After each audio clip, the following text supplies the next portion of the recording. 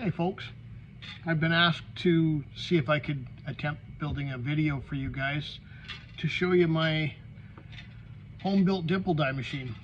1 7/8" trailer ball, very standard issue. Everybody probably has one in their garage in their junk pile. You may have to go to the hardware store. This is an 1¼ to 1½ standard pipe thread adapter. The threads are still inside, no big deal. This top edge, I've put it in my drill press, turned upside down, chucked it up, and then I used my Dremel tool to round this edge off just to give it a nice smooth finish. It matches the trailer ball nicely. So simply, you take your piece of steel,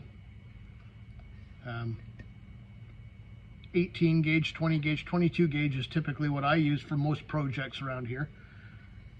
This particular one I used an 1½ hole saw, bimetal hole saw.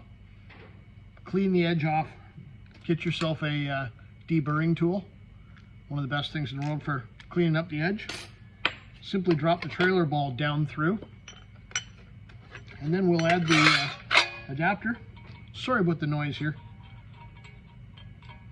Simply thread it on, and because it doesn't take any effort, it self-centers. Just the standard impact gun. Buzz it down until it's tight. Back it off.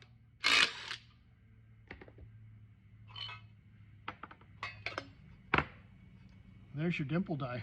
Can't do much better than that for simplicity.